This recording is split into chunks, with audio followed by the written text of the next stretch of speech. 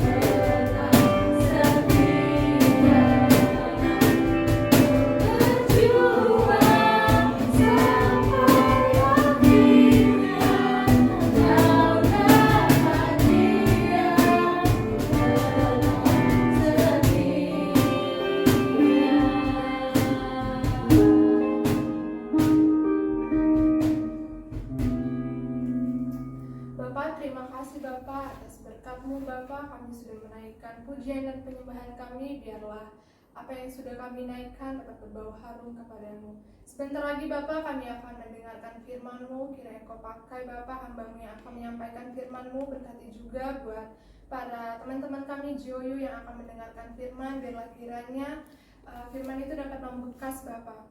Terima kasih Bapak, kami sambut firman-Mu hanya di dalam nama Tuhan Yesus, amin.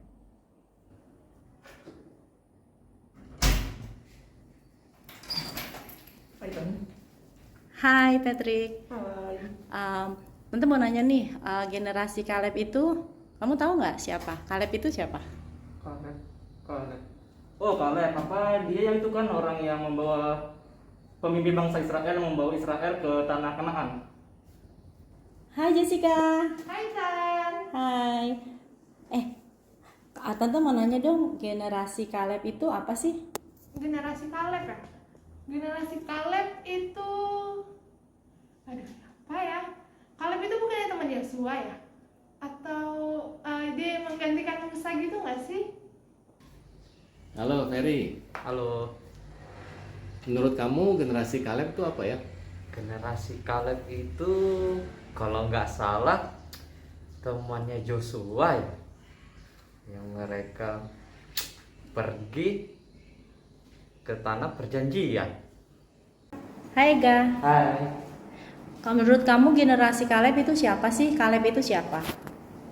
Generasi Kaleb itu ya, generasi Kaleb itu yang 12 pemerintah itu, dimana ada 10 orang yang nggak pasti banget, tapi ada 2 orang yang sangat percaya diri dan dia berkata baik, dan 2 orang ini, orang Kaleb ini percaya pada kata Tuhan, dimana dia pasti bisa menang gitu. Halo Denny, Halo, menurut kamu generasi Kaleb apa ya? generasi Kaleb. Saya jarang tahu tentang Kaleb. Mungkin Kaleb itu yang membawa orang Israel keluar dari Mesir kayaknya ya, atau bapak segala beriman mungkin. Hai Ca. Hai Tan. Ca, menurut kamu generasi Kaleb itu apa sih? Kamu tahu nggak? Generasi Kaleb itu adalah generasi yang Tuhan izinkan untuk mereka masuk ke tanah perjanjian, yaitu tanah Kanaan. Nih, sama seperti kita nih sekarang. Kita adalah generasi yang Tuhan izinkan melalui keadaan sulit, banyak tantangan, bahkan kita menghadapi pandemi, tetapi Tuhan pasti akan memberikan kita kemenangan asal kita tetap dan terus percaya dan mengandalkan Tuhan. Sip, mantap. Oke deh. Halo teman-teman GOU, kita ketemu lagi dalam sesi ibadah online pada hari ini. Nah, tadi kita sudah lihat ada beberapa pertanyaan ditanyakan kepada secara random. Nah, tapi dari jawabannya kelihatannya masih banyak yang belum ngeh mengenai inti dari khotbah mengenai generasi Kaleb yang saya bawakan 2 minggu lalu. Ada baiknya kalian baca kembali dalam narasinya, diceritakan di dalam Bilangan pasal 13. Ya, Bilangan pasal 13, kemudian Yosua pasal 14 ayat 6 sampai 15. Tidak terlalu panjang. Tetapi pada kesempatan ini saya akan memberikan beberapa rangkuman dari khotbah sebelumnya. Setelah video ini, ada baiknya kalian simak lagi khotbah 2 minggu lalu. Nanti linknya akan saya tambahkan di dalam video description di bawah. Dan kalau kalian sudah diberkati, jangan lupa untuk like, subscribe, lalu share.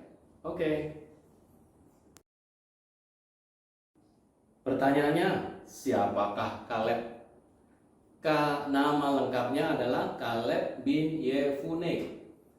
Dia adalah salah satu dari pengintai yang ditugaskan oleh pemimpin Israel. Jadi yang memimpin bangsa Israel bukan Kaleb, tetapi Musa. Pada saat itu mereka ada di daerah yang bernama Kades Barnea. Lalu kalian tahu bahwa suku Israel ada 12. Nah, masing-masing suku itu ditunjuklah representatifnya. Kaleb ditunjuk dari suku Yehuda. Jadi Kaleb mewakili suku Yehuda. Apa yang membuat Kaleb berbeda? Nah, tadi kita tahu bahwa ada 12 suku dan masing-masing suku diwakili oleh satu representatif untuk mengintai. Kaleb adalah satu di antara 12.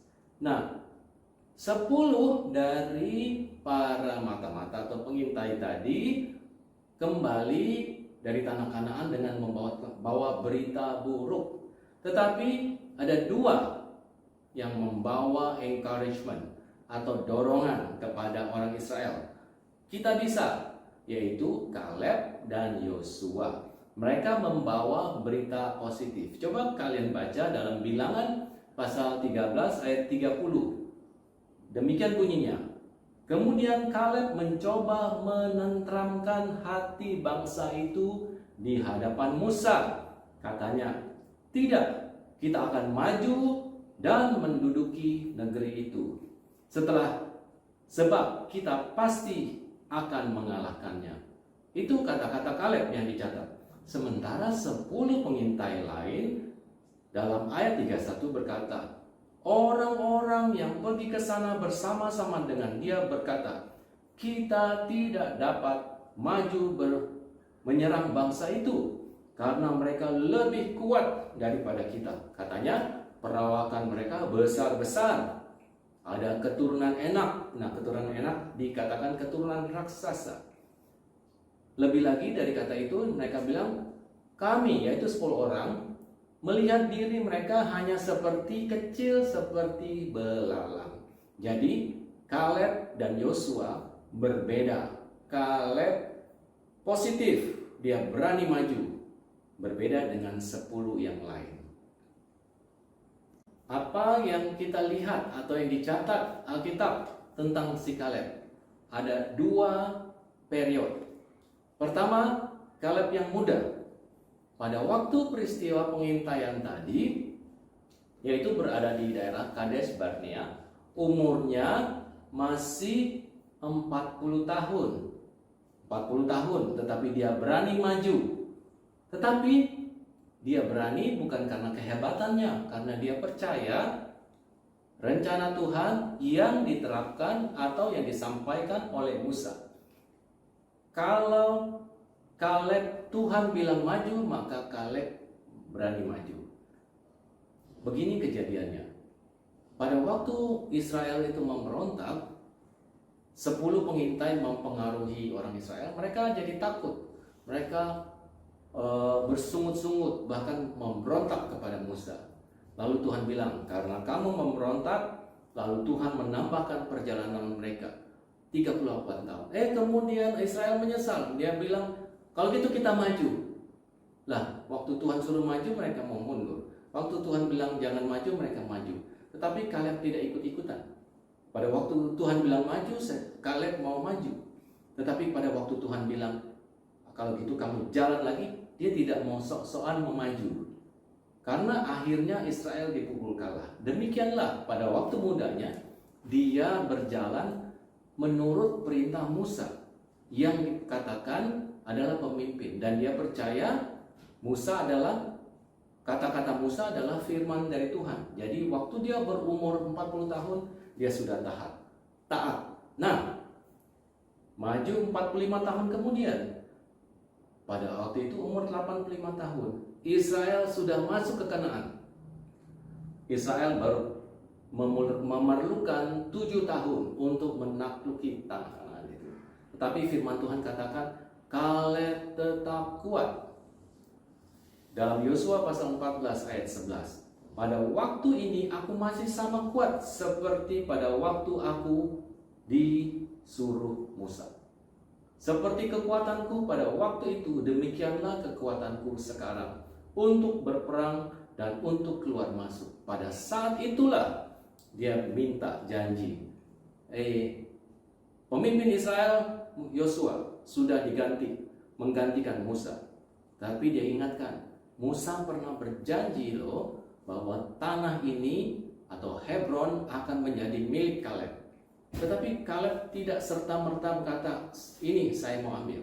Dia tetap berperang mengalahkan tanah Kanaan selama 7 tahun. Nah, setelah itu dia ingatkan, nah sekarang 85 tahun saya tetap kuat. Dan dia mau klaim janji Tuhan kepada Kaleb. Jadi kita lihat Kaleb muda yang setia berani, Kaleb yang sudah 85 tahun tetap kuat, tetap setia, dan tetap berani. Lalu apa ini maksud dengan generasi Kaleb? Pertama, berjalan hanya dan sesuai dengan firman Tuhan. Kita lihat pada waktu Tuhan suruh maju melalui Musa, dia maju. Pada waktu Tuhan bilang jangan maju, dia juga tidak mau sok-sokan maju. Jadi pertama, generasi ini harus berani, kuat, tetapi berjalan dengan firman Tuhan. Kedua, Kaleb berarti setia, tetap kuat. Kaleb ini setia, tadi umur 40 tahun setia. Sampai dia 85 tahun setia. Dan dia tidak selfish, tidak egois.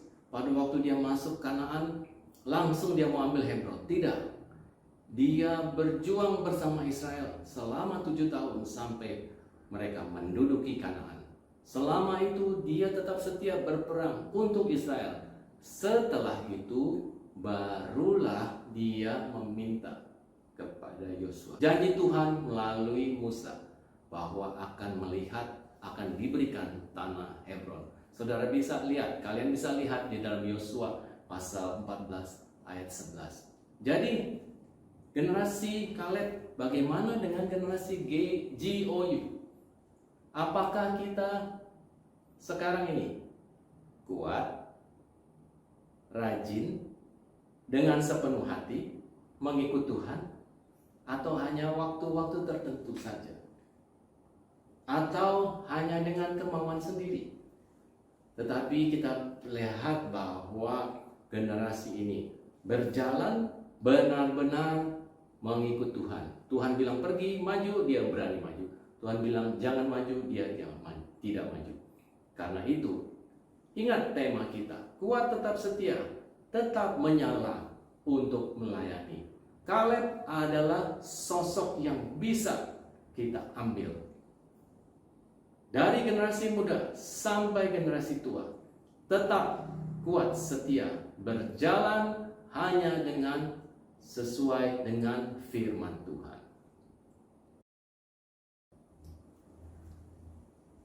Sebagai penutup, kita lihat apa yang Kaleb terima. Janji tanah Hebron yang diucapkan oleh Musa akhirnya menjadi bagian dari Kaleb. Karena dia hidup menurut jalan Tuhan. Dia tunduk kepada Tuhan, tunduk kepada Musa yang adalah otoritasnya. Itu adalah aplikasi dari kita, GOU, Generation of Unity. Apakah kita tetap setia dan kita tetap tunduk kepada firman Tuhan yang dipercayakan melalui otoritas rohani kita, dari ketua atau tim pengembalaan, dari orang tua atau otoritas yang lain. Tetap setia karena firman Tuhan berbicara kepada kita dari firman Tuhan melalui otoritas firman Tuhan. Kaleb dengar-dengaran.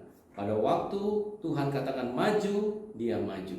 Pada waktu Tuhan katakan jangan maju, dia tidak maju. Dan akhirnya setelah dia mengalahkan Kanaan dengan setia, janji Tuhan itu dipegang. Apakah kita dapat menerima janji-janji Tuhan kepada kita? Sudah pasti. Tetapi kita harus tetap setia, tetap kuat, tetap teguh dengan sepenuh hati melayani Tuhan. Bukan melihat kepentingan diri sendiri, tetapi melihat kepentingan Tuhan. Kaleb berarti setia, sepenuh hati, dan berani. Kalau kita mau hidup seperti itu, maka sudah pasti janji-janji Tuhan akan kita pegang kemudian. Jadi kemenangan, kesuksesan, masa depan pasti ada bagi kita semua. Tetap tinggal berani, setia di dalam Tuhan. Puji Tuhan.